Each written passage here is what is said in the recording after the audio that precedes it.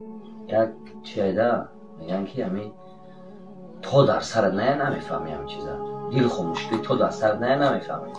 بعضا وقت در همین ویدیوی در اینترنت میبینم درباره غریبی بعد کامنتارشون میخونم، بعد دسته که یک 4-5 ابله همین نویسونه که ای همین غریبی در تلفن پیش دارین، تلفن سر فرمان پیش دارین، خوردنی پیش هم میخورین، چی خمین دارین غریبی؟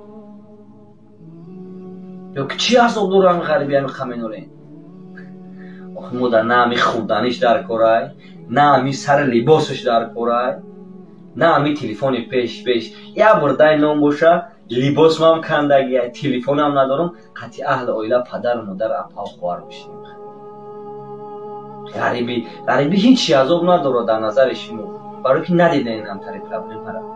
اون مرد 20 سال به تمام عذابش فرزندش کلام میکنه، توی فرزندش چیز ایمان میبینه نمیتونه اشتراک کنه. پیش همین غریبی یا شیر بچه دار میشه نمیبینه کلام شوی بچه‌شه، یا که تو میره وکی مرده.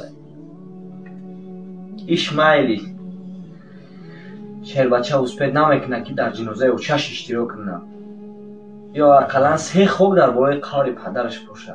این عذاب غریبی نیست؟ این درد هر کس هم نمیفهمه.